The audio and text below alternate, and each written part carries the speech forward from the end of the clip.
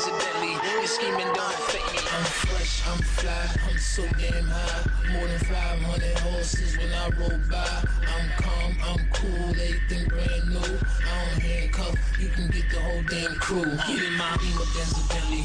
Beamer, Benz and Bentley. Beat it, I bet she let me. She been fiending since she met me. I'm the coolest shit, especially when I throw on all my Gretzky. Got my sister Smith on my seat to protect me, so respect me. This is heavy, new Bentley, color vanilla and cherry. Andretti or Pirelli, make a movie out the Getty. With my ring and my confetti, I'm Kobe Bryant ready. Pink rose and chronic smelly while I'm stumbling out the telly. I'm so fly, I'm so fairy, and the way I flow is very into a machete. When my pencil move is deadly. Platinum band, platinum bezzy, make a straight girl out of Leslie. Magazine, Mac, Desi, keep my windows like the Brezzy. Press a button, then I'm stunting. My roof look like it's ducking me to go 200 something. And my trunk the one is bumping. I am not the one for jumping. I will ratchet out and slump 'em. Dump 'em, you better off dead. You money red. I'm fresh, I'm fly, I'm always high. Got your bitch waving at me when I roll by. I'm calm, I'm cool, they Coming to you each and every Tuesday live from the House of Comedy and Jazz, 9430 Annapolis Road. I am the Street of Clown Prince.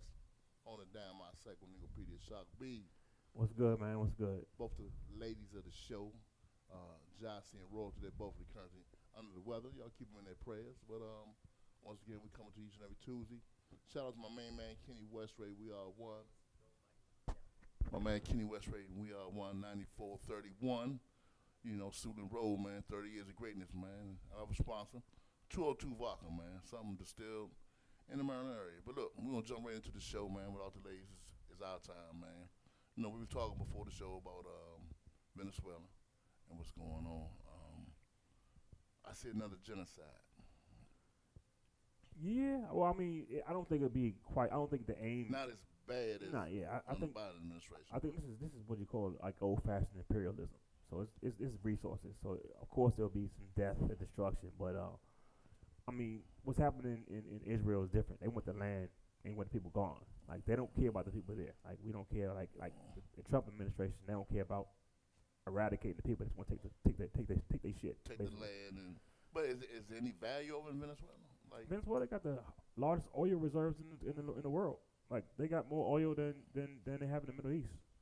Like any single country in the Middle East, not the total Middle East, but like they got more than Iran. They got more than like any nation that has oil. Like Venezuela, they got more under their soil. So this is about what's under their soil. It's just crazy. Regime change. Man. I mean, you know, it's always over that oil, man. That money, that power, man. I mean, it's just resources. I mean, it's the same. Like what they're doing right now in Venezuela is what Reagan and Bush did, like in Honduras and El Salvador, like in the 80s, like when they was trading coke for guns, right? So we look at the same thing, and they still traded coke because he just pardoned or is about to pardon one of the biggest coke dealers, at least that have been captured outside of El Chapo, my man from Honduras. I saw something on social media one time. It says if oil is under your land, the government is going to take your land and send it's theirs. But if it's drugs and guns on your property, then it's your shit. You know what I'm saying? So at the end of the day, when you look at like, do you see this being a long, drug out war or just? I mean, they're gonna resist, but I think eventually Maduro probably is gonna leave because I mean he don't like. We got air supremacy and we got supremacy by the sea. They can't even venture out on their boats. Well, so he blowing boats up, man. And you've been with some diabolical people, like you know. So I don't know what I mean. If history or if past the prologue, they're gonna take over that land. I forgot the lady that won the Nobel Peace Prize, but she'll probably be the next leader. They're gonna install her, so she'll be a dictator. And what happened in like Honduras and all those other Central American nations, they're gonna get run over by just gang warfare and just poverty. So you'll see a large migration in the coming years, like it was before. Like so. Now the woman that's gonna come in, do you think she already fell in line with like this the plan? Like, oh, she a crook. She's down. She's probably giving them like intel. Like she's part of it. She's down with like if you listen to her, she's not objecting. I mean, but so she's gonna be installed as the next dictator, and they're going ruled by fiat, like Yeah. they normally do. I mean, but I don't know if it's gonna work this time because we're living in a world where all this information is known now. Like a lot of things that they're doing, like with the, something like Reagan was doing in the '80s, we didn't have social media. We didn't have like a ubiquitous, intrusive media where we got 24-hour news. I mean, something could happen, and like you take Iran Contra, that shit happened in what from probably like from '84 to like '87. We didn't hear about it till like '98 when Maxine Waters broke the story. So it's like, or when the San Jose Press broke the story. So a lot of the stuff that they did then, they can't duplicate it now because we see it. I mean, we see it real time. We see it in real time, and they can't hide it. Like and they went through great lengths to hide it because they actually moved most of the press outside of the Pentagon. So what we like in normal years, we had a press pool in the Pentagon. That's gone now. Only people in the only press pool now are those that are signed up to be purveyors of fake news.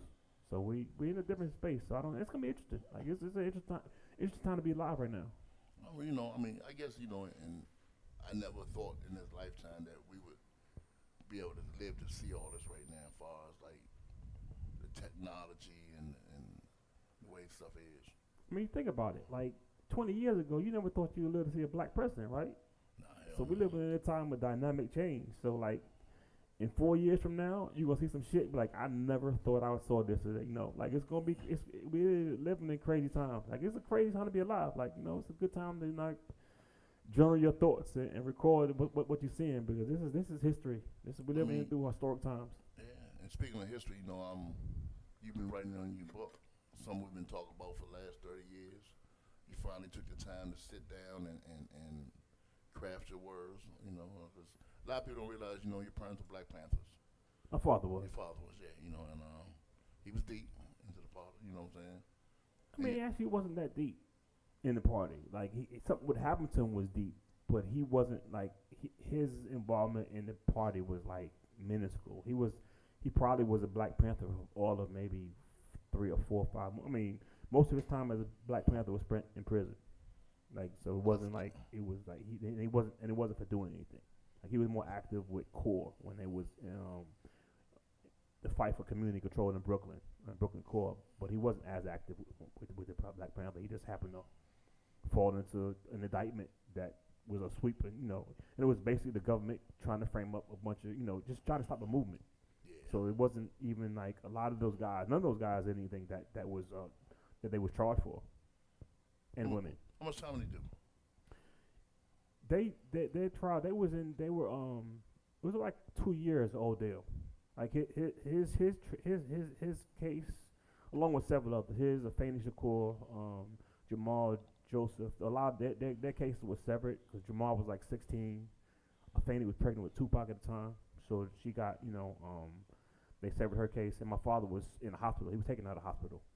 When they put him in there, and he was denied his medication, so he got really, really sick. Where forces had to get involved. But what it did was it brought more attention to their case, and once the light was shed on their case, they realized like, whoa, this is crazy. This is a frame up. Like it was obvious. Like, and what it did that was the murder of Fred Hampton because they were arrested in April of '69, and when they were in prison. The 21 of them, I mean, pretty much the press ignored the story because they just took the police word as wrong. But when they saw what happened to Fred Hampton, like Fred Hampton's murder, within 24 hours, the police story blew up because it was just obvious that they were only ones doing shooting. Fred Hampton, it was a murder. I mean, it was just murder in cold blood. So. What that did was that shed light in the press, and everybody started looking into the case of the New York 21, and that's how they got, pro bono help, and the press had your started. father not got sick? Yeah, well, that was a big part of their defense, but I think really more than my father being sick was the fact that Fred Hampton was killed, and all of them got looked at. The fact that my father's case was so egregious that they threw him in prison, took away his medicine, and for like 4 months he was having seizures, some grand mal seizures. They took out his appendix. They finally transferred from the Tombs, which is the Manhattan Detention Center, to Bellevue Hospital. But that's where they he got even sicker. So what happened was once William Cutler and Gerald Lefcourt, civil rights lawyers, got in, they got Dr. Cordice to take care of my father. Dr. Cordice is the guy that when Martin Luther King was stabbed in Harlem in like '57, he performed the surgery to save his life. So he was the same person. So he put him on they put my father in his care, and from that point he was like out of the harm's way. And they just waited for the trial. And the trial lasted like the longest trial in New York City history, most expensive trial, but it had lasted but they deliberated for like 2 hours, and like all 150 felony counts were dropped. I mean, 2 hours. Yeah, it was a joke because they didn't have they were indicted on the conspiracy charges, the conspiracy to blow up police stations, the Botanical Gardens, Macy's, and different department stores around New York.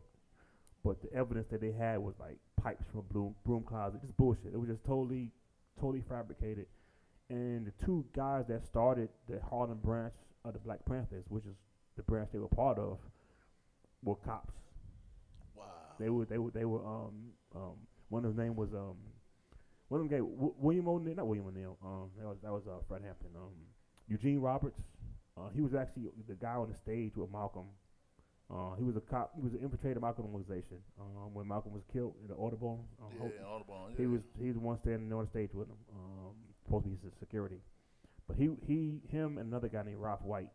They were both undercover officers, worked for NYPD, and the whole case broke down because once they were exposed as they were the provocateurs, they were the ones trying to get them to do stuff and like go against the police, shit that they didn't even do. So it was just a fail. It was a fail. I mean, you like, damn, when is the coonery like? How far back does the coonery go, man? You know what I'm saying? I mean, the coonery, like, it's a human nature, like self-interest. Like some people are just self-interested. Like so, it's like you always gonna find a group of people. Like whether it be on a plantation where a nigga want to be an overseer, or whether it be in Africa, the first ones that decide, look, I'm gonna sell my people to these crackers that come, So it along the lines you're gonna see that. So we've always had people that was like, you know what, I don't care about the collective, I care about what I'm doing, And the goal really is to get people to buy into a collective mentality, because like individually, like especially as black people, like that rugged individualism is not real. Like even white people don't thrive on that. They'll tell you that shit, but they don't like they take a hand up and they get handouts, right? And we're the ones that we're the ones looking for handouts, but nah, that's not really the case. We don't get shit. All the handouts. They get all the handouts. And it's crazy when you say that it's like more people on white people on SNAP benefits than anything. You know what I'm saying? And I'm looking at the story that when you talking about your dad, like they were sold out. And what did they get?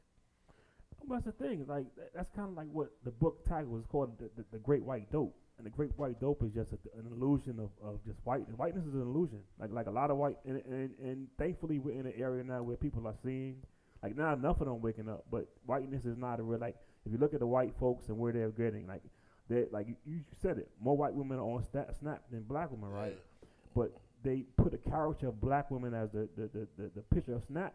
That way, that gets white people to vote against it. So you got white people voting against their own self-interest, thinking they hurting black people. And really, I mean, writ large, you're hurting more yourself than you're hurting us. Because we used to this shit. We used to being at the bottom. We used to leaning on each other. Like that's how we made it through Jim Crow. That's how we made it through slavery. They never had that. They never had to lean on. They don't even have cousins. Like white person has a cousin. Like so they don't even have nothing to lean on. They so that they're gonna be harmed more. Like.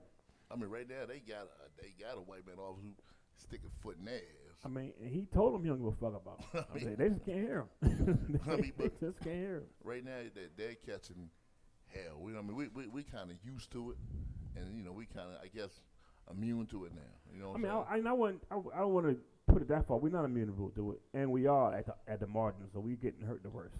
Like even though like numerically. They're gonna, but disproportionately, like we are, like it really is hurting. Like when there was no SNAP, I mean, it was a lot. I'm pretty sure it was a lot of hungry black people, a lot of hungry black children, and I just wish, as black people, like what I witnessed when the SNAP benefit issue was on the table, a lot of black people, a lot of brothers making fun, like thinking that's a joke, like not remembering themselves and them homeboys when they was in that age, when they ribs were touching, right? So I think we got to do better than that, than this how we our worldview, how we see these things. I mean, to like going back to Trump, like I always said, it's crazy when I say like what I admire about him, that he tells these people, like the poor people in Mississippi, no running water, no teeth, no electricity, and they believe in him, they bet with him, and he let them know, I'm gonna fuck you over, and they still rock with him, man. I don't know if that's admirable or just like he just taking advantage. He's just shameless. Like I don't think that's it. I mean, if he has a super power, it's the fact he's just super shameless. Like, and I don't think that's like. I don't know. I don't admire that shit. I despise that shit. I think that what's shit your boy like, from New York, the mayor doing 9/11? Oh, Adams. No, the white boy. Giuliani. Giuliani. Like after 9/11, you were like the golden boy for America. You know what I'm saying? After 9/11. But I mean, 9/11 was again. Well, I was before like the social media era where we actually like smack dead in the information age. Like I'm from New York, right? So I always knew Rudy to be a bitch. He was always been a terrible motherfucker. So like when Oprah called him the mayor of New York, like the America's mayor, I shit was just like it just speaks to her ignorance and just her level of just like not understanding of how what you say and how what it means. Like her saying that shit.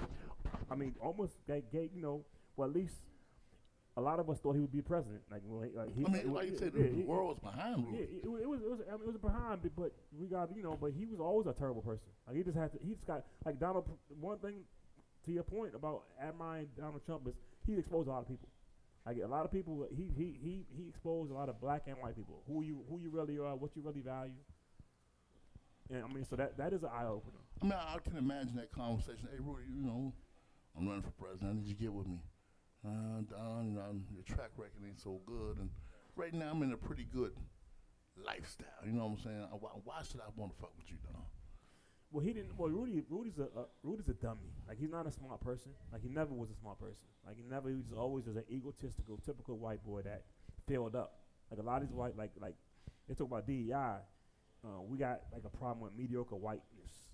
Like we have mediocre white leadership, and they're the one that's ruining the world. That's of them mediocre whiteness. I mean, that's really the problem with America. Like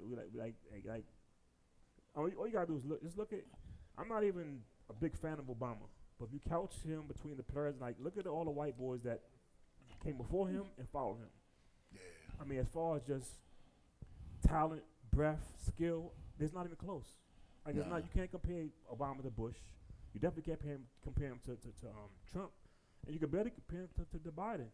He outshines all of them. Like from academically to just presidentially. Like it's not even close, and it's just because America is addicted to mediocre white leadership, and that's not something that we don't have the numbers to overcome that.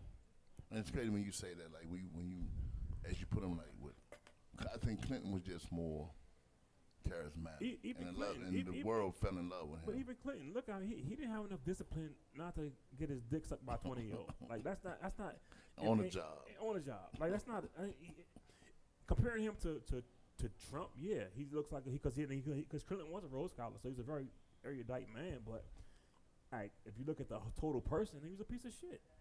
Like he really was like I'm like not that Obama's great because he did a lot of damage, right?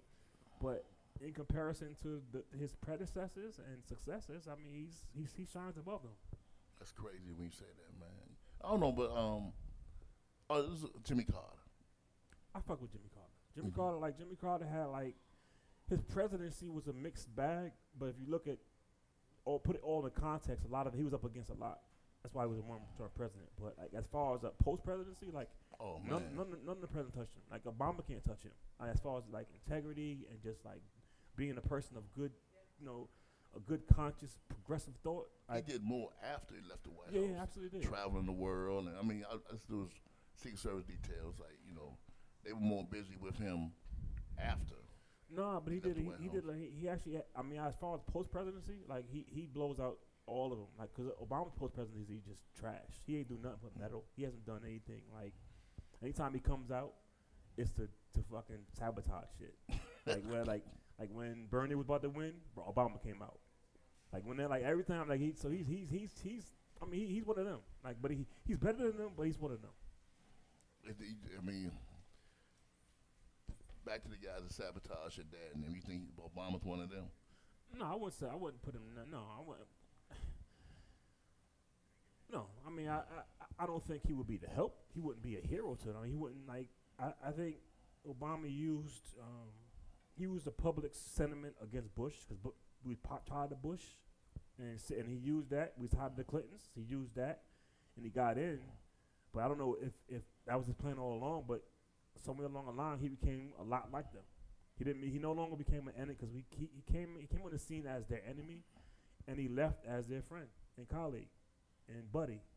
You see Michelle and Bush playing Train Candy and shit. Like it's like back and forth. Like, I mean, so it's not like and again, I understand. Like you're part of that. You know, the collegiality means a lot, but I think optics means more. Like if you sell us on these people being devils and wrong and the problem, and you go in, not only do you befriend them, but you do the same things they did. Like he didn't have to go to Libya. He did that, right? He did a lot. So he still to this date deported more people than Trump has. Like so it's not. So this notion that he's I mean I don't want to hate on him because I know he's beloved by a lot of our people. You know I don't want to ruin that for you. But what you want to say for real? I mean, no, I already said they already know how I feel. I don't gotta say fuck him. You just said it though. Look, hey, we'll take a quick pause for the calls, man. We out for Kicks and Giggles, man, live each and every Tuesday. House of Comedy Jazz, Shock B. The ladies of the show, they on sick leave tonight. They playing hooky. They playing hooky, but look, Shocker's on the fast. The ladies not here. It's just me and all those 202 tonight. Yeah, you on your own tonight. I'm on my own tonight. Look at it. Good old Agua for me. And then we'll take a quick pause for the calls.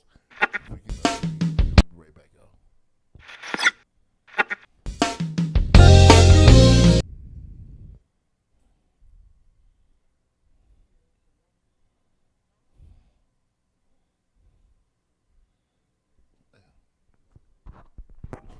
We should try that one day.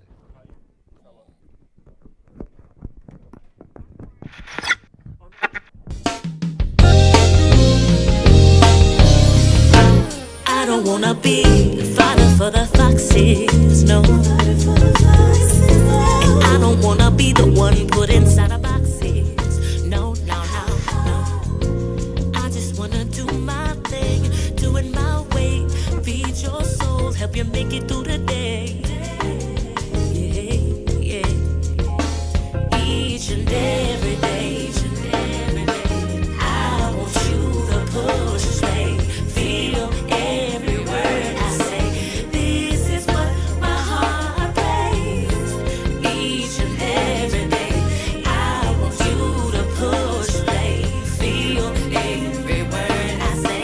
This is what my heart prays. It ain't about the glow, no, it's about the love. Yeah. Can you make a hot track that your mama would be proud of? I just wanna do my dance, two-step in my way, make it clap your hands. This is what I pray. Yeah. Each and every day, I want you to push play. Feel every word I say. This is what my heart prays. Each and every day, I want you to push play. Feel every word. Can you see what I say? This is what my heart prays. When I was just a little boy, I used to dream of a life under the lights as a star, but then I woke up, realized there's so much more to this life than glitz and the fame. A new frame of mind, time to shine my light on a world in need of love, and change.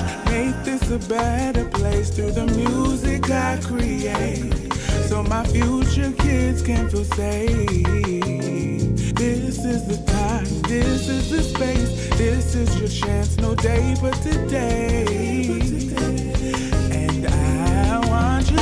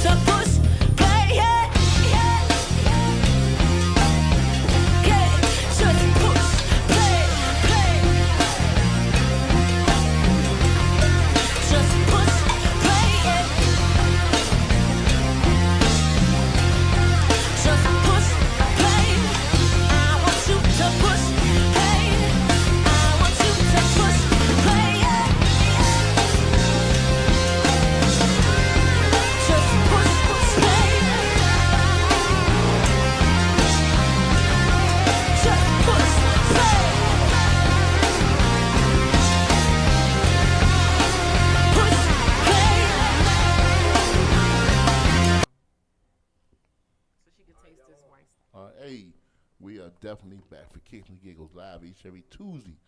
House of Comedy and Jazz, 9430 Annapolis Road, Atlanta, Maryland. Like I say, I am the Sweet Clown Prince, Shock B, Tina G hanging out with us. You know, Tina has her own podcast on Instagram and all other social medias. How was your show this week? It was great. Mm-hmm. Did you watch it? I caught the tail end. Okay, I saw it say horse for Kicks and Giggles. I caught gave the you tail a end. shout out. I appreciate So that. what was the show about? What did we talk about? Dang, what did we talk about? I gotta look and see. What did we talk about? How you remember what you talked about? I forgot. It was 2 days ago. I know. I mean, we were talking about because it don't be the same. We talk about so much stuff. I can't even remember. Was you sipping? I was not. I was not. I can't even. Oh, yeah. So we talked about that was it. Do we think that parents pass down generational baggage? Yeah. And or trauma, or so that's what we talked about. But you know, I see that in school, like far as with kids, a lot of generational trauma. You know, definitely baggage. Definitely baggage right there. I mean, if you never get a chance to unpack your trauma, I mean, you're gonna bequeath that shit. It's not like unless your child is like super special and have super special like interventions in their life. I mean, it's bound like some of it. The idea is just kind of cushion it so it doesn't crush your kid. You know, I mean, we all grew up in trauma. So say, how do we unpack our trauma? Dialogue is one. Two, and understand like just to understand that look, trauma is something that most of us have. So one thing is just grace for yourself and others, like look like you, and realize that a lot of times, like especially when you're in a trauma-ridden community, your response is more trauma towards the people facing trauma. So the first thing is to awaken to the realization that look, I'm in trauma just like my neighbor. It's not his fault. Right, it's hard to do that shit, especially when he's. But someone was born through trauma, though. I mean, yeah, but again, that's you want to bond the right way. The bond, like sometimes trauma bonding is like bonding Trauma over a shared hate for somebody or shared disdain, not getting well. Like trauma bonding is not traditionally known by getting well. It's just looking at like feeding off each other's trauma and making each other worse. Like, but so how do you like, son? Me and your mom. We're a little fucked up right now, and we're trying to hold on this trauma baggage. I mean, how do you drop it, man? So a lot of times people don't even realize it that they're bringing that baggage from something that they were taught. So it can go a lot of different ways. So we talked about some men who seen their fathers. Cheat on their mothers, right? And their moms may have stayed. And so as they get older, they don't understand why they feel a need to have multiple women, but that's what they saw. It's like it's deep. It's not just like you just talking, like it's you doing actions and trying to figure out why you like that, right? So you might be in a relationship and you just like, I want to change, I want to be good, but my father did it and my mom didn't leave, or whoever, right? Your uncle, whoever raised you.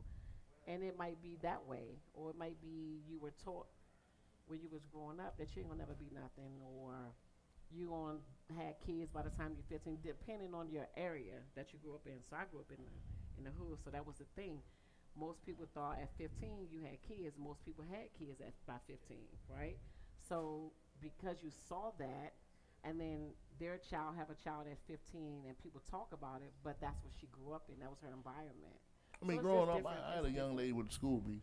I think by the time we got to the 12th grade, she's on her 4th child. That's what I'm I saying. mean, but yeah, that's It's but she comes from a big family. But like that's a response to trauma. Like I think really like, and that's okay. Actually, like it's not like that's not the end of the world, and that's something that's happened. It's been happening. So so when we look at something like that, that person's not even an anomaly, right? It's a norm, right? So it's a norm we're working through. So a lot of it is like the trauma is the one-on-one trauma, then the cultural trauma that we're all affected by. We're all affected by the optics of poverty in our community. We're all affected by seeing like what they call black on black crime, which is really just a misery on top of misery, being shared. So we all see that shit. So if you care, like if you care about black people and you see what happened to Trayvon Martin, we all feel that trauma. Like it's a collective community trauma. Right. And part of getting past that is one, recognizing that shit and getting some sort of, if you can't get therapy, at least do therapeutic things. Yeah. Like divest from some of these like toxic behaviors and at least recognize them that to be toxic. Because a lot of us don't even recognize some of the toxic shit we do is toxic. Yeah. Some things is like, all right, that's how everybody does. Yeah. So unloading, when you unload your trauma, right? Like, how do you make sure your kids don't pick the crumbs and the pieces up? I don't know if that's, well, I don't have kids, right? But I mean, just going on my parents or my nephews or even, other children that I've been around, like you either cognizant of it or you're exhibiting bad behaviors that may or may not get passed on. Like, and it comes to a point of being awakened to that shit. Some of us are not. Some of us can make it to like 40 or 50 and still be oblivious to just our bad trauma. habits. I mean, so it's I know you talking about generational wealth, generational curses. Now I read a proverb saying that you can leave your children either privilege or struggle. You feel what I'm saying? So even with privilege, it's sometimes we got trauma. And life is good. Life is like I'm a Buddhist, right? So we recognize that hell and heaven in one. You can go through that in one day. Yeah. Like that's like, we have a thing called the 10 worlds, where you just where the lower 10 worlds is suffering, pain, hunger, anger, right? And the idea is to try to enlighten to get to those higher levels, but you got to do the inner work first. And you can't, it's not gonna happen from outside. So when you say doing the inner work first, a lot of people, that's the hardest person to work on is the inner. It's me. Because I remember Pastor Q was on our show one day, and he said people always wake up talking about the enemy. It's on my back, the enemy, the enemy, the enemy. He says, not the enemy, it's the inner me. Yeah, absolutely. That's absolutely. That's 100% fact. Yeah, worst critic. So like I remember the movie Steve Martin with The Jerk. You know what I'm saying? How he had a lot of trauma. Like white guy, grew up black, and he couldn't get that out of his system. And trying to be a white boy, but it was crazy though. I mean, when you say that though, it's crazy because like how you see this shit passed down for I can see one generation. But then when it goes like 3-4 generations, like in the projects, you got some families, the whole goddamn family, generations live right there. I mean, you got to think about it, right? If you live in the projects, right, that means the schools that you go to are going to be underfunded. You're not getting a superior education. You're not getting an education at all in a lot of cases. A lot of cases, you go to school like in a impoverished, neighborhood. The school you're going to is failing. There's more money going to the cops than going to your education. To the churches too. Like the resource officers in your school get paid twice as much as teachers. Like, so it's a model built on keeping status quo. I think we got to realize that, and we got to understand that it's up to us to reach back in and however we can is to help people out, because otherwise 8 out of 10 of them are going to stay in that position because it's not designed for them to elevate. Do they choose to stay in that position? No, I mean, everybody makes a choice, right? But if 100 people are making a bad choice, right? Like if one person is making a bad choice, then that's an individual. But if you see a whole community make a bad choice, that means there's a system there that's fostering that, right? So yeah, individually you could break everyone down individually, like you shouldn't have sold that crack, you shouldn't have did that shit, right? But it's so much more context to that, and it's like, especially if we grew up in that same, we grew up in the 80s and 90s, right? We understood what it was like. Even if we wasn't on the street, we understood that this happens. Even dudes that wasn't forced to do that shit, the system, the music, the culture actually just put it on us. Like literally, Reagan and Bush imported cocaine and put it in our communities, right? Like human nature is gonna, you put a bunch of rats in a cage, you starve them of resources, you give them no, they're gonna destroy shit. So like rats, so we're rats. We humans are like we mimic the behavior of rats. So if a rat's gonna do that shit, like we say, how they push the drugs in the community, right? And for the kids say, something, I'm not gonna stay. I'm not gonna touch that. How you do Mom that? and daddy say, I'm not for this one. that's easy to say when you grown up with two strong parents, but we talk about generational. So if your grandparents wasn't educated and your parents weren't educated, how the fuck you gonna be a genius and be like, oh no, you know? Sometimes in some people they can look at it like, you know, I don't want to be that. I got 4 uncles from my mother's side. All 4 of them smoked crack at one point in time. Some of them were just hard addicted. Looking at that helped me like, I don't want to be that, right? You didn't want to do that. But that don't work for everybody. And also I was given love. I didn't grow up, even when I was living in the hood, I wasn't living in despair. I had a meal every day. So I wasn't misery. I wasn't mired in misery. You know? I mean, okay, you said the crack, right? Okay, let's say this in college, how the guys, you know, in the dorm room, right? You know, the guy got a girl over, and she a little promiscuous. Hey, let's run this train on her, right? And everybody, now it might be one guy say, you know something, nah, Sam, I'm gonna sit this out, man. I ain't really trying to go that way. You know, how's he looked at? He's looking like a smart man, like, but also, again, we gotta look at societal side. Society, especially when we was coming up, we didn't respect women. We in our music, like women didn't start getting agency until like more recently, like that Me Too movement. But before Me Too, like we was taking liberties. Like we go in a club, touch a hand, like that was common. It was smack her ass, all that. To the point where a lot of women, even though they didn't like it, they accepted it because that was the norm, right? And unfair as it was to them, sometimes it was too much. It was even more of a hassle to beef about it than just let it go. Let it go. And now we're living in an area where most of us reared in the old world where the madman era. A lot of people ain't not understanding. They have to think like, you know, remember we talking about the last conversation about cancel culture and all that shit. Like I don't believe in that shit because for so long men have been able to do whatever they want to women, right? With nothing, you know. And now all of a sudden you can't touch her shoulder without going to HR, which is correct. I mean, you can't even hold the door open for you can do that, you know, but you can't touch her. I mean, I don't want nobody touching me. So it's just a matter of respect. Like, and if you can't adjust to that world, then you're the one with the problem. So I got an old coworker, right? And they had a pie in the break room, and they offered him some pie, and he said, "What did he say? I don't want no How he say? He said, I don't want no second. I don't want no sloppy seconds." And she went to HR. He was gone. Yeah, I mean that was a bit much. Like, you know, I mean I see the double entendre he played. I see what he did there, but it's not. She offered one guy some pie. I mean, yeah. She offered him, would you like somebody? He said, I don't want no sloppy seconds. No, I get him. I think that's wrong. I mean, but I also get, you know, why she probably looked at it like, like what that mean? Like she might have been sloppy seconds at one time in her life. She was like, it brought, you know, trauma. I don't know. I mean, she ran with it, and if we know, like, he packing up, going home, you know, said, I'm on admin leave. I'm like, did you tell you want no sloppy seconds? Like, I'm scared to even ask a question with a woman. You know what I don't know the history that he might have said something slick before. I don't know, but that is a bit much. Like that. Well, she came to us like baggage.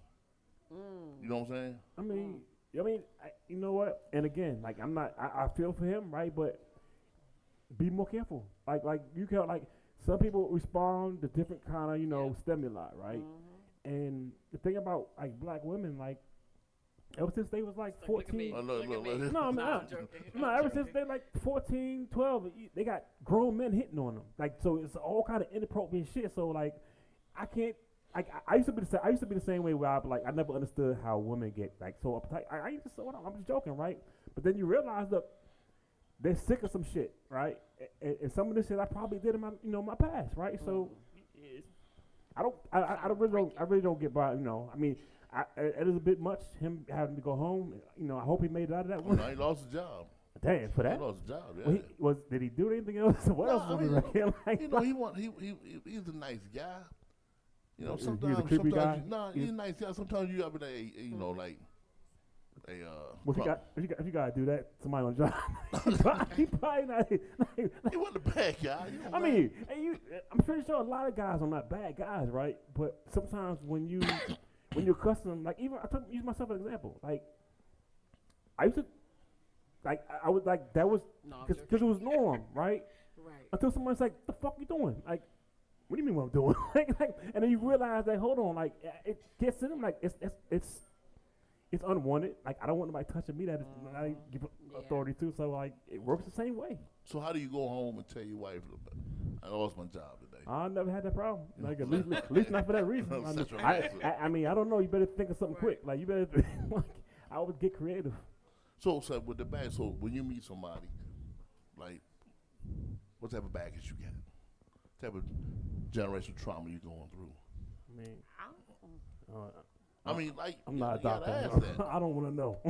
I mean, instead of going like, I mean, not when I just meet somebody, and no one's gonna tell you that. If you ask that question, no one's gonna be like, yeah, my this, and list all her issues, right? What medication she's on to get through the day. Like I don't think they're gonna tell you, but I think if you don't know some of them, you'll find out. Yeah, I in do an believe argument or something you did. With the general It could conversation. be something you might touch her, and you think it's okay, but maybe somebody touched her inappropriately in her younger years, and she don't like it. So it could be anything. Okay, so we meet somebody say, look, anything. before we have sex, let's go take some AIDS tests for becoming intimate, and then let's go see a psychiatrist. After that, that's a bit much. I mean, I want to make sure I'm. Y'all about to get married? Or I'm about to get. I'm going to be safe both ways. Okay. You know what I'm saying? I wouldn't. I don't think I trust myself in a psychiatrist on the first date. She'd be like, "Oh, this nigga crazy." Yeah, I mean, so how many days are we talking? Y'all going both days? Y'all going to take your AIDS test at 1, and you say psychiatrist at 4. Or which results are you more worried about? AIDS. I mean, yeah, AIDS is final. But I mean, That's crazy. Because you can get help with your trauma if you want to. But some people don't want help. But if you want to, you can get help. Some people believe like ain't nothing wrong with me. And that's true. But you can always avoid them though. You can't. Once you get that thing, there's no avoiding that thing. It's with you for life. Right. So you can change your environment. You can change the person that you're with. You can't change your T blood cells. You can't change that. You cannot change that. South, yeah, you on your own, bro. I mean, okay. So you say. So yeah. I mean. It's crazy because you have to ask these questions like, what was your childhood like? You do. Were you ever touched, abused? You do. Mentally, physically, spiritually, I mean, the thing about it, especially with black women, some of them have been touched and abused. Like a lot of like you almost sometimes should assume that shit just so you don't cross boundaries and re-traumatize people. Like if you really care about, because a lot of them, a lot of them have blocked out some of the trauma they went through, and I never want to be part of that. Bring it back because I'm not that nigga. So yeah. I mean, but they said a lot of them have been touched or by a relative, uncle, cousin, something, or they were on a date and the dude strong on them. You know what I'm saying? But then it's like, I got to deal with this bullshit down the road. I mean, so how would you deal with that? Since you said that, since you asked that question. How would you deal with that if somebody told you that? If she said, well, look, I've been touched by 2 of my uncles, and I was raped, and I was in a gangbang, and lose my number. I mean, like, how can you love her through her pain or through her trauma? You don't think you could? You don't think so? I mean, that. Again, so many women have gone through that shit. Like, you don't even know. Sometimes they keep it to themselves. So, like, and I think it's so pervasive. That's a good topic. That it's normalized. It's been normalized, at least in their past, and they get over it. Like, I mean, that's like. I don't think they get over it. I mean, I don't mean get over it where they're functioning adults, where not to the point where you should worry about her stabbing you while you're sleeping. So you think that would happen? So what would turn you off about that? Somebody else dealing with that type of trauma.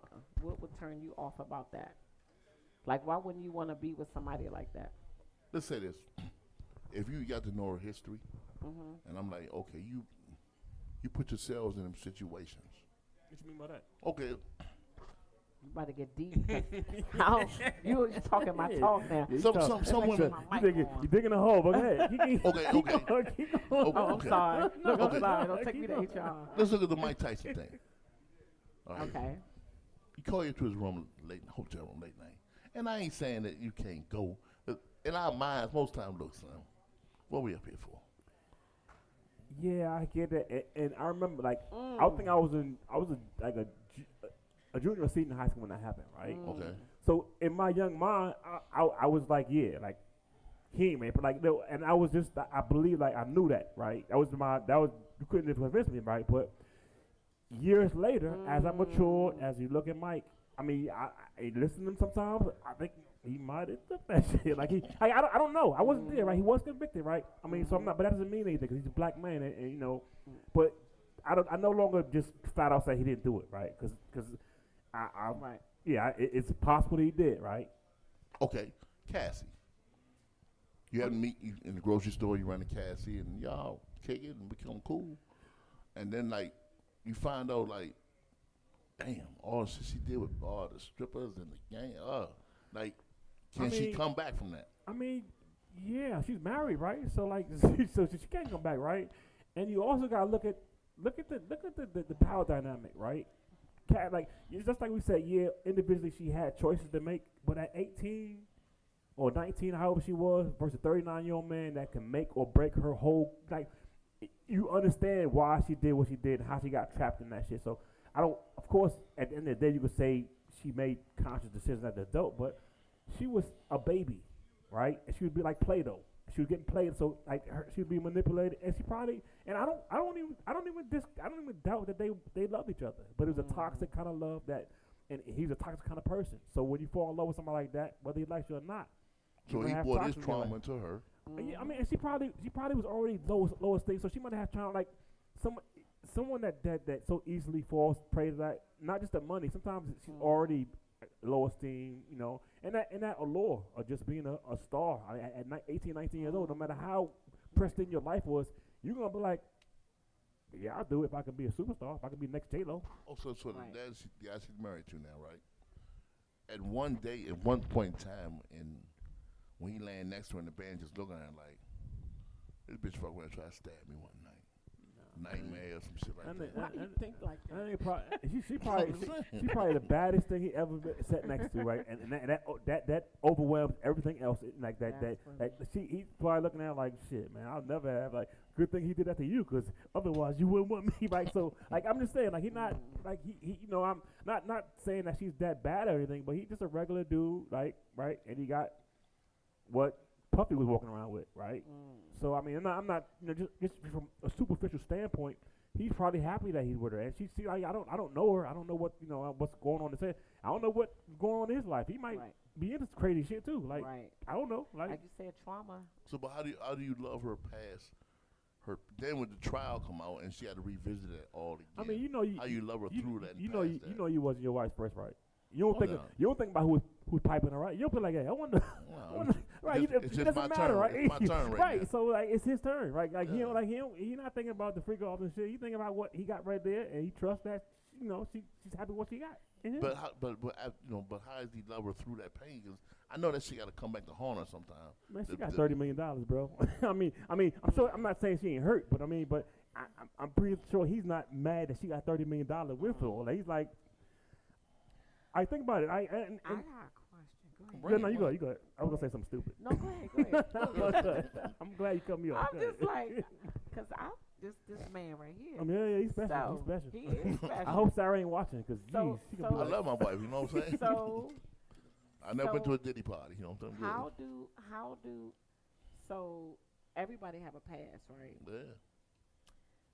So how would you feel if somebody judged you based on your younger years in the 80s and 90s and things that you've done? Oh boy. And they say, is that horse from around it? Oh, no. That's horse from DC Live? Oh, no. Nah. I ain't messing with him. Oh, no, sir. Not. I know you married. I'm just saying, like, prior to that. Hey, trust me. How would that affect you if somebody judged you based on the 80s and 90s horse But as opposed to the now hey, horse? I used to run with him in the 90s more than I ran with them then, right? How would you feel if they judged you on that? I'm just saying that there's a lot to judge him on. I know. But I'm asking him, like, how would he feel? If somebody be like, oh, no, I ain't. That's a good question. Answer the question. Okay, we were out. We were young. We were partying, having fun. So you might have done some things that Puffy did. He a man. You a man. You might have done some things that he did. But Not I was all always, of it. I was always say, look, sweetheart, look, I don't want no woman. This is what it is. That's not the point. No, That's no, not the no. point. I'm not. Say that again. I'm saying that his answer is not the point. Oh, Oh, we okay. ain't talking about what you. But- I'm talking about. yeah, I'm no. not talking about. So like, I was no, just a I'm young talking black man growing up, just having fun. I mean, I wasn't hurting nobody, abusing nobody, I mean, that's taking great. advantage of nobody. Hey, but the point is, you still had to pass. You You had still a doing what you pass, wanted to do. though. I'm not talking about what You you still did. was like, you her, know. but you had a pass. Okay, we all got to hold facts. Okay then. So Okay, so my whole facts. how would is, you feel if somebody? Not. I know you married. I'm just saying. Like, Oh yeah, just in general. you pull up prior my to whole the facts. Huh? Okay, you pull Put up your my whole whole facts. facts. Okay, put my How whole would facts. you up feel there. and be like, oh, you talking about him from right? Oh nah. How would that make you feel? How does somebody love you past that? I ain't do nothing bad. I mean, I'm just young You- man growing up. I ain't raped nobody. I ain't drugged nobody. Just I had a no whole pills. fast though. And I'm just always honest. You know, on a relationship. I mean, Okay. Remember that one time you knocked that girl down at Dinosaurs? so we gonna bring I up just- dinosaurs. I just like the- So we gonna talk about this. What is dinosaurs? No. So What is that? one night Dinosaurs the club in Laurel, and we went Dinosaurs. It was like on a Tuesday night. Okay. So I'm sitting on the other side of the bar. Mm-hmm. Okay, he's Shaka's on. Okay, the far side of the bar, and him and a young lady are having some words, and he's cussing her out. I mean, he is. I remember that. He's giving her the blues. So now I'm watching this I'm like 40 feet away watching this, but I'm laughing. I'm dying laughing. I'm rolling on the ground. And when we get outside, the same woman that he cusses out, she comes and swing at me, Oh wow. and I ain't even do nothing. And she just starts swinging. No, she so we're walking out the club, and I'm Right, a little twisted, right. and she just comes from behind me Ooh. and takes a swing. And my what you call peripheral vision, Uh-huh. I happened to see it, and I reacted, and that was that. She was on the floor. And the police locked her up. You know what I'm saying? You know, the police locked her up. But from my past, To be continued. I think I could marry me if I saw my whole facts, my rap sheet. I could marry me. Okay. You know what I'm saying? Okay. You know, I think I could do that. Okay. I don't have no Okay. baggage. Okay. No, Go ahead, you I can have talk even to him. I even less back. No, I don't. I mean, if I was a woman, I probably wouldn't marry him. Nah, let me say that. Oh, crap. Nah, he has a beautiful wife, Sarah. Yeah, you know. She's a smart person, so I trust her judgment. I mean, so I was just asking to reverse it. Let's so make some when you conversation. like to women, do y'all worry about a man's past? Not if we love them, because that was before us. Okay. Now y'all don't bring his past up on that, do you? I didn't say that. I said we love them. Just say if you dated a man that has some trauma issues, whatever that could be, right? If we love them, we're gonna love them past that. So what if he said in the past he used to date a man? That's no. That's see, you had to go there. But I'm That's saying, two different things. I'm I right want to make sure now. I'm trying to make sure the past I is the mean, past. but guess what? Guess No, what? I understand. You- If I was a woman, I wouldn't. Men date women that dated women, right? Yeah, but I think it's different. So That's if I- easy though. It's Yeah, easy for a I man. guess. You know what I'm I'm agreeing saying? with you. Like if I was a Yeah. woman, I wouldn't want to deal with a dude that deal with other dudes because just the whole. that might be different. I don't know. No, I But think it's things. somebody might love I them. mean, I'm not. I'm not saying I'm not attracted to women that like women. I have a woman that likes men. Like, but I've been with women that would been with women before. Right, So I'm not. It's not a turn off like it is for Right, a woman. for a that's man. A man that if a man say, look, yeah. I sucked my That my depends boy's on dick that when I was in high school. situation. Like, It depends on that. you be like, It depends on that. It depends on that woman, but I'm just saying, like men trauma. If they done something in the past and we with them, we're gonna love them past that. But yeah. So if your man Look at comes this to one. you, Look at this one. if your man said, Tina, when I was 10, the priest touched me when I was 10, and this lasted till I was 42. You know what I'm saying? No, okay. Go ahead. I mean, could you like? I could. If we're together, I would love him through that because that wasn't his fault. So I would help. I mean, her it get some wasn't counseling. for that 10, but like But at 42, yeah, but that's at different. 15, like No, no. like you Well, got not- You no, know yeah, better. That's, not more, even- that's a no. relationship, right? not even at 15. Get your mic. Get a mic, bro. Oh my goodness. You gonna say something in vain? What? So Don't tell me you was touched by the preacher. I'm not gonna get in. I'm gonna tell the truth because y'all not telling the truth. Oh, all right, Oh, well, I'm telling the truth. don't tell me none of your truths. I ain't ready to hear that. I ain't ready to look at you that way. That's our producer, Big Mo. You know what I'm saying? So I just want to tell the truth. Find out most of the altar boy. I'm about to get up. No, don't get up.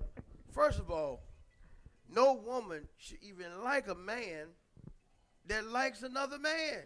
Nobody said that. Yeah, you said you can get over there. Like he No, said, no. He said if a he priest. said he can like a woman Nah, that No. like another he's a woman. priest. Yeah, Well- you said, No, I said no, not for a man. No. yeah, Go that is ahead. nasty. Go ahead. See, two women and Hey, two Mo, women wait. together. Yeah, we don't want to go too deep in that subject. Yeah, I'm just saying. Two women is About to get beautiful. It's been going on since Bible days. You about to get It Yeah, is. you know Right or what? wrong? I don't read the Bible, but I don't think so. But It's been going on since where I don't going on I for thousands mic. and thousands of years. yeah, you give us that mic and just do the Take the Google. mic. Just Take give us the mic. give us He been give us the drinking. chapter in the Bible where two women are getting down. Take There. the mic. Yeah, it's out there. All right, yeah, just go find the chapter. Yeah. Because that's why a man can have more than one wife All right. legally. But you never can see where a woman can have more than one man. That's a strong point, Mark. Thank you. Because I'm telling you, what the hell is two men gonna do with one woman? It's nasty. But a bunch of women around a man is sexy. It's beautiful. Thank you, bro. It's Hey, lovely. Mo, thank you, bro. Thank you. Mo Appreciate it. Hey, give Mo us that mic, Mo. doesn't desire to have a meaningful relationship. Let's say that. We're But not talking like that. and a Well, I woman mean- and like I said, we all have a past. But if I look back at my past, I wouldn't have changed it. I'm cool with I'm cool. You know, I'm cool with your past. Would you go back and change anything? I mean, I wouldn't focus on my past. I focus on my present, who I am as right now. Okay. Man. Like, I mean, my past. I didn't do nothing in my past that I can't own up to. Can't Like, get by, I can't. I'm yeah. not. I ain't do nothing crazy, right? But I wasn't always an ideal mate in the past. But I was. Maturity. Just. But so. But yeah. I mean, if I was a woman, I'd be like, I would deal with someone like me. So when you say trauma, okay, so I found my father dead when I was 16. My mom, uncle, all of them passed. I buried them all. So my wife always says, like, I'm kind of like nonchalant. So I'm like, when you bury like your parents, other than your kids, you really care who come and go. Well, I buried both of my parents. So you And understand? I do understand that. And I do understand that because I had to bury both of them in the same year. So I do understand that. But I also understand that if it's somebody that you really do care about, it almost affects you like losing your parents if they're really close to you. Like, I know your parents they can never replace, but like you said, your kid, but just say if you had that best friend that's like your brother, right? So that happened to me recently, like a couple years ago. And I almost like had a panic attack as if I was when I went through with my parents. So I can understand that. So that might be some hidden trauma that you may not have dealt with. I'm not saying you didn't, but I'm saying that men or women, may have not dealt with because that may be something like, just say if you had siblings that say, let's go to the cemetery and put some flowers on there, and you can't bring yourself to do that. That's some trauma that you're still dealing with, that you can't bring yourself to bring all of that to completion. And sometimes is that trauma or is that closure? Closure. A lot of people don't believe in closure. Yeah. You know? Yeah. I mean, I think That's another whole topic too. Yeah, and death Yeah. is kind of like we all gonna die. We all gonna lose our parents. Like I think losing them at a young age, like it's traumatic, but it's still part of the cycle of life and death. Like it's not like I don't look at it. I mean, it's traumatic. But I don't look at. I don't even consider that as like a special. Like everyone's gonna lose their parents. Everyone lose relatives, friends. Like, but not everyone's gonna be raped or experience extreme poverty or be homeless. Like those are like really traumatic lived experiences that. So you know what's crazy, right? When my mom passed, right, and I think I called shout when my mom passed. I'm not gonna say this shit. No, but the way he said it, hey Mo, listen to this. So my mom passed, right? Now I called shout and said, look, my mom just passed the other day. And he was like, about time. But he was like, he said, I'm glad to see you. You were going through a lot.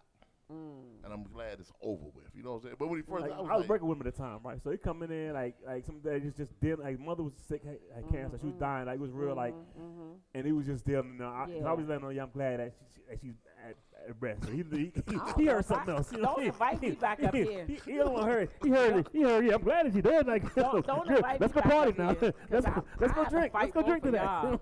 Don't invite me back up here. I had to fight both of y'all. Swing on both of y'all. Like, but like, okay, so when you friends with somebody, can you take on their trauma? Say that again. When you have a friend or something, right? Can you take on their trauma sometimes? You do.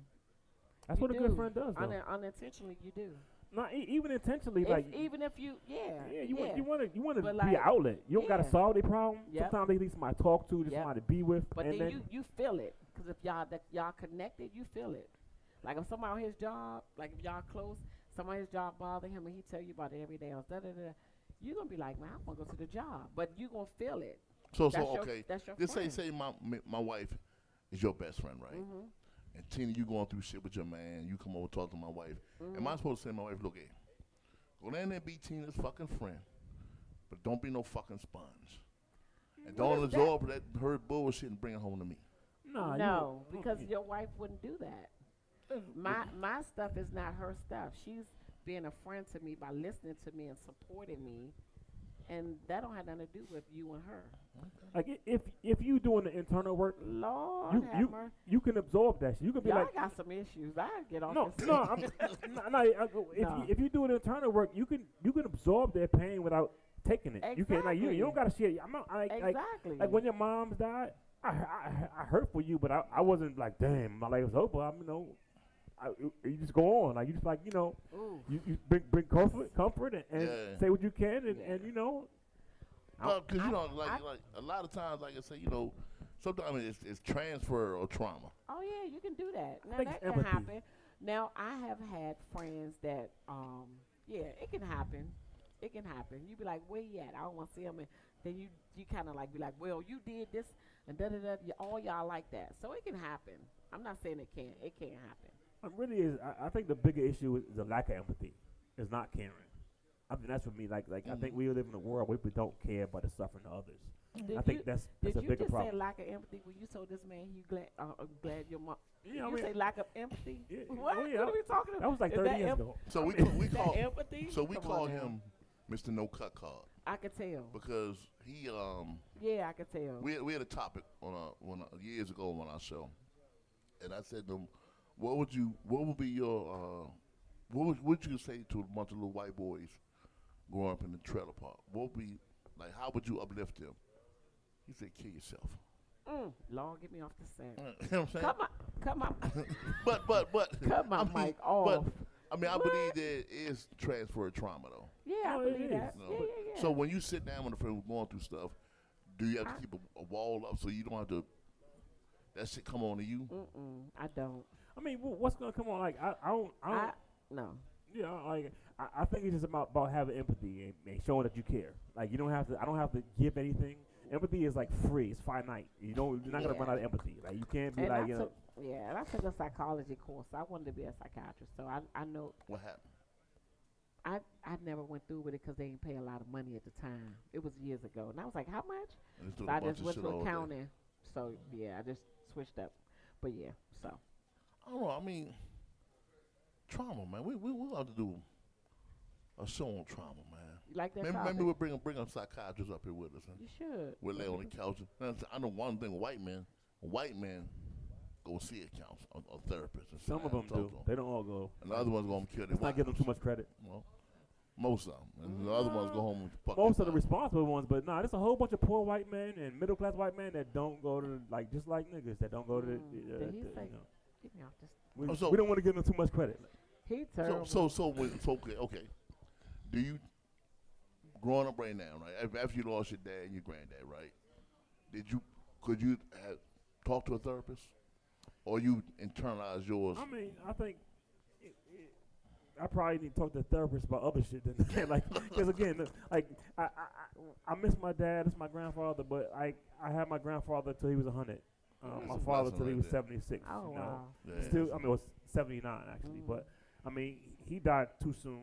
But I mean, life goes on. Like you can, I don't, it's not. I mean, I'm not saying I can't use a session of therapy, but I probably got other shit caked on before that that needs work on. Trauma Yeah. that you're bringing It's down, caked on like, passing down. like I a got some bad- shit like from a the dirty 80s I need to toilet. work out. Right. Like So- horse. No, Wow. So no, so I'm just teasing, I'm just like teasing. when you said that, okay, caked on, right? Now the shit is caked on. Is it affecting you today? I don't. I mean, I've gone through therapy sessions, right? Okay. Also, like sometimes I don't want everyone to say you don't need therapy, because I think we all should do therapy. But I think sometimes when you reach a level of maturity and introspection, where you can actually look at yourself and your life, your ways and actions, and self-correct, that's therapeutic too. Like, and I think a lot of us don't do enough introspection. We look outside, we look at the problem outside, and say, look, and be like, don't look in the mirror and say, you know what, I handled that wrong. I think I at times I get too heated, like certain things. So some people don't have this. I know a lot of adults that can't have that reason with themselves. I know a lot of like people older than me, twice my age, that still have trouble with just censoring themselves, or just like taking introspection and like taking inventory of their shortcomings. Hey, that mirror bad motherfucker there.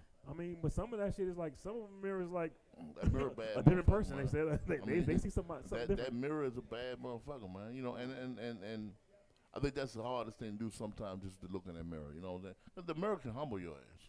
It is very humble. You know what I'm saying? I mean, I know it's two things for sure that will humble a motherfucker: is insufficient funds and a white washcloth on a hot day. I'm serious though, but how many times do we look in the mirror though?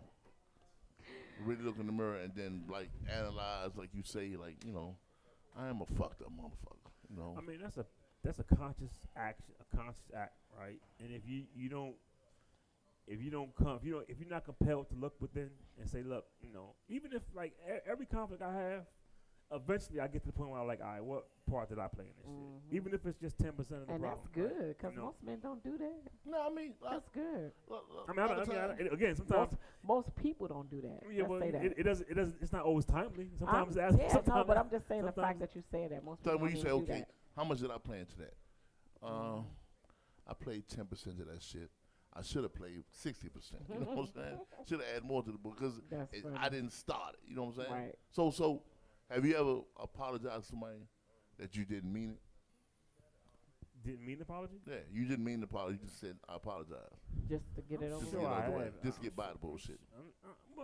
I'm like, now I can't remember the time doing it, 'cause I don't do it right now. Like if I apologize for something, I mean I'm generally sorry for my role. You know, even if it's again not all me, right? Even if the other person ain't ready to apologize for their part of it, right? So is that being the bigger person or trying to just get past the bullshit? I mean, get past the bullshit and just like get past it. Like I don't like conflict, especially like conflict with someone I'm a loved one, someone I care about. I don't generally want to. I'm not gonna hold a grudge against somebody I care about or I have a long-term relationship with. I'm eventually gonna get over it unless you did some really really egregious shit to me, which I don't really have. I don't have people in my circle that do really fucked up shit, right? It might piss me off, you know, but do something, but it's not. I can't think of anybody close to me that really agreed to me so bad that I want to cut them off. So I'm gonna ask you a question. Tina, in your view, what's worse, a toxic man or a toxic woman? Ooh.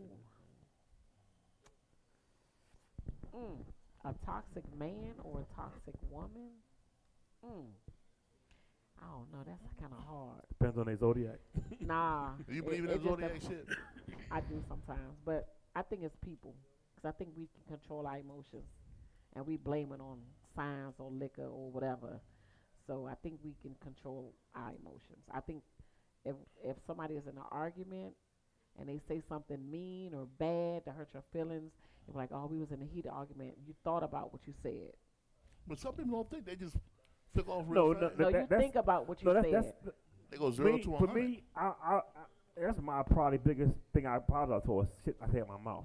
You think about it though. But sometimes I talk faster than I think. To be honest, like I'm not making an excuse for like. No, I know, but I'm just saying I just think that even if we do slip up, we know when we slipping up. Now, when you slip up, can you go back and say, "Hey, my bad"?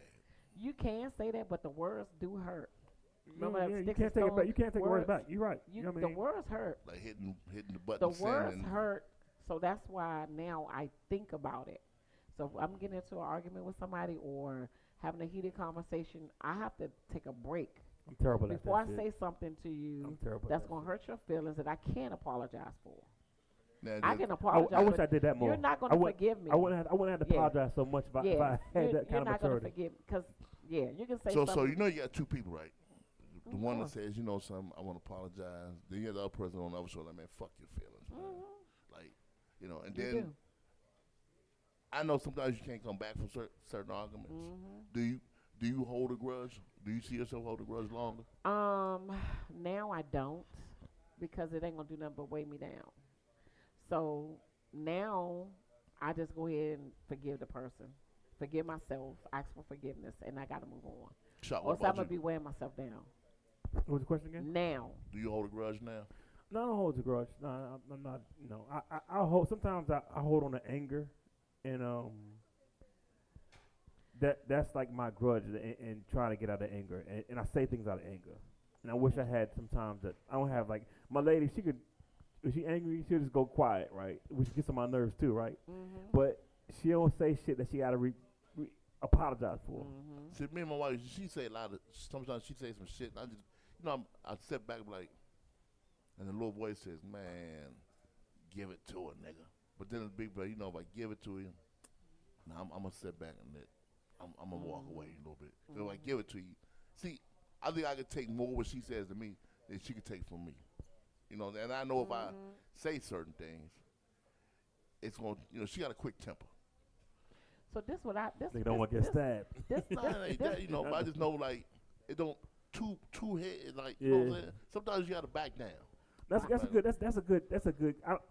Sometimes in the heat of it, I don't know how to back down. Like I have like an incessant. Is like, it ego?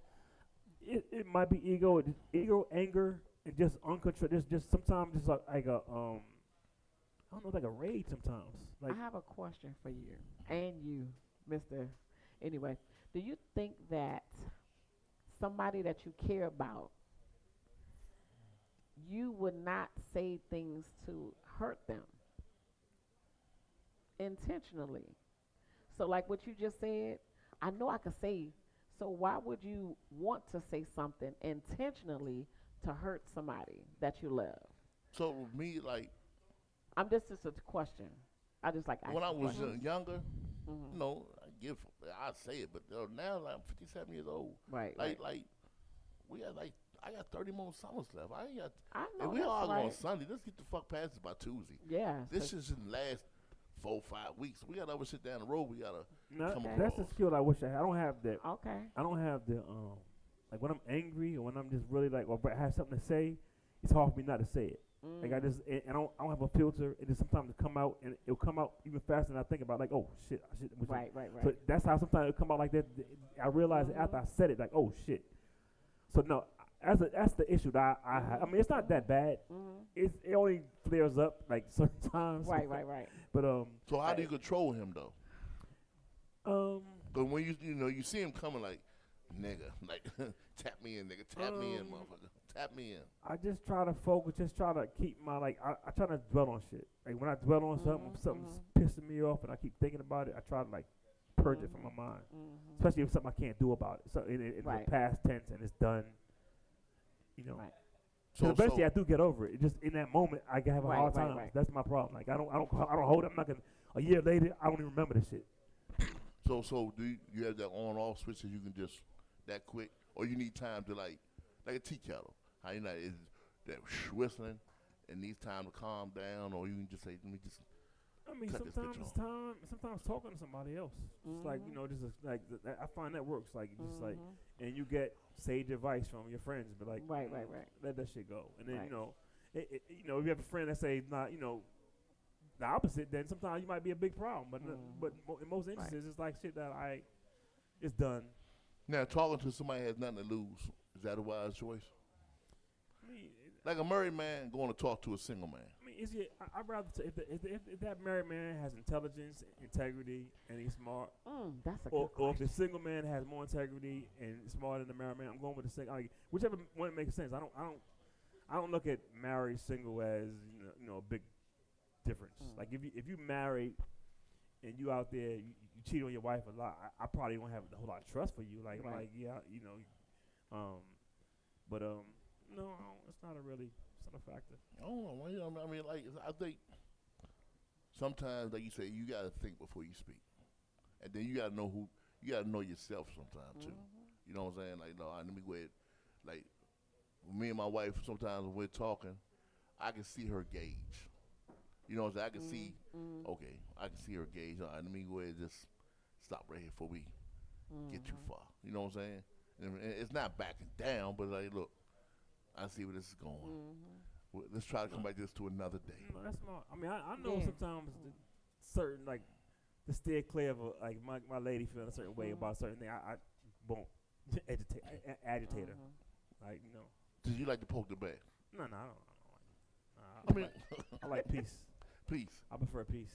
So, okay. But what about you? What, me? What about me? If you see your man get to that Look boiling point, Look at me. do you back off, take your foot off the gas, or do you just keep going? Let's see. No, I would back off. I would. Do you think couples should have a code word when they're arguing, or like before we get here, let me say the code word pineapples.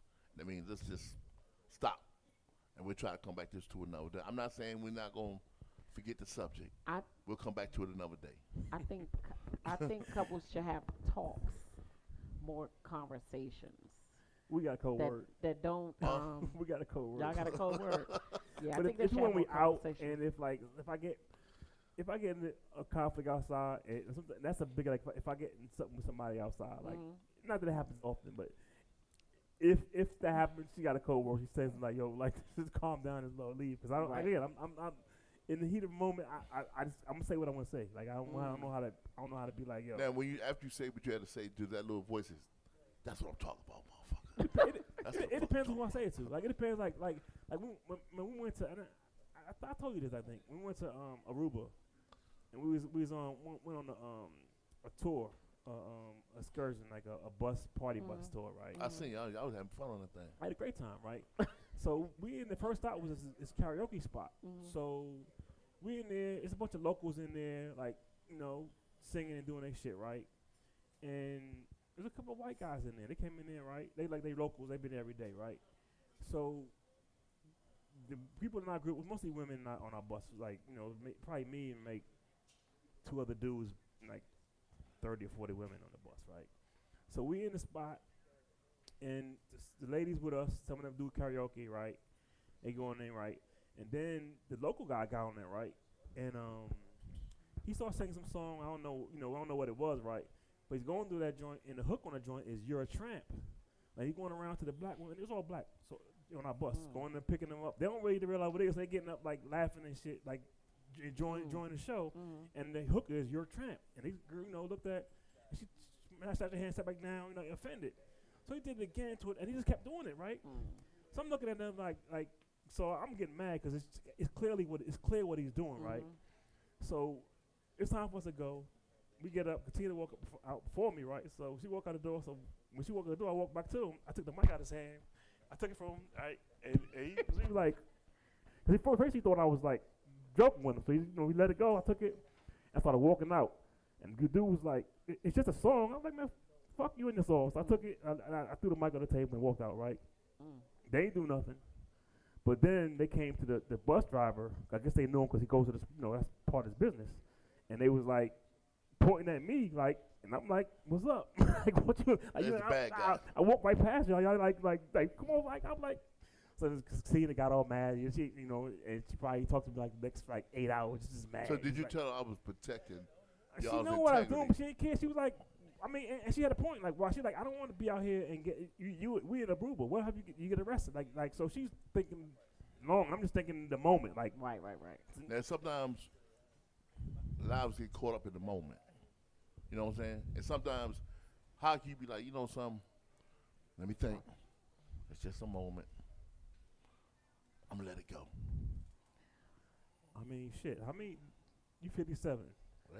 How many niggas you know that didn't let it go in that moment? Right? It's in jail or dead. Or dead. Right. Yeah. So like we've been like so. I think it's a matter of maturity and making it and realizing which battles to pick. I don't pick every battle. Like every time somebody like piss me, I don't say everything every time. I'm not hot headed. Right.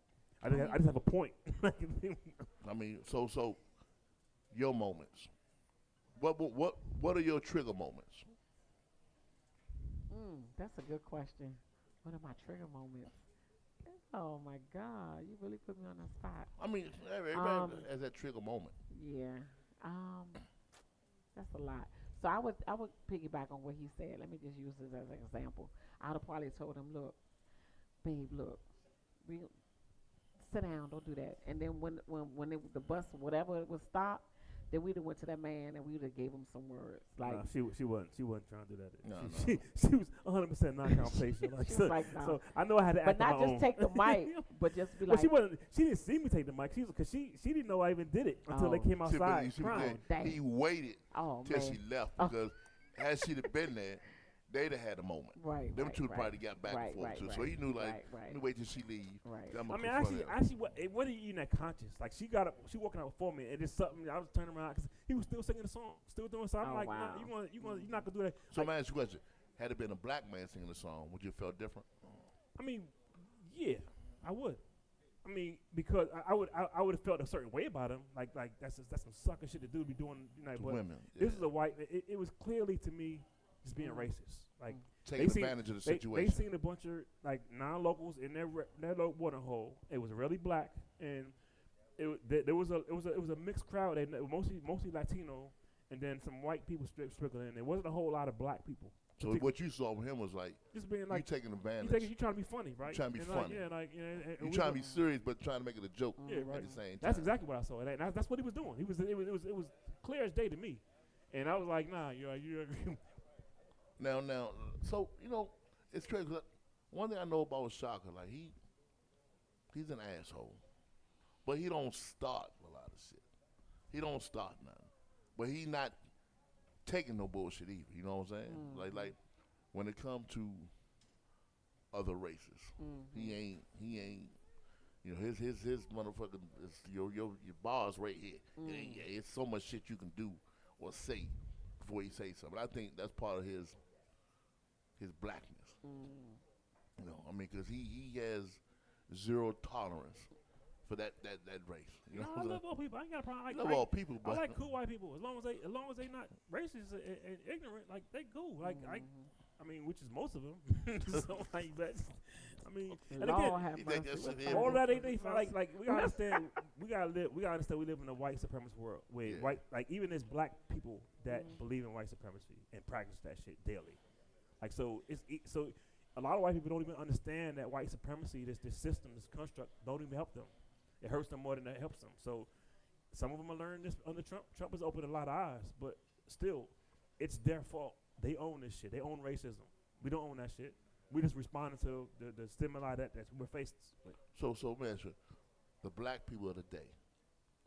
Cause we've been 60 years back.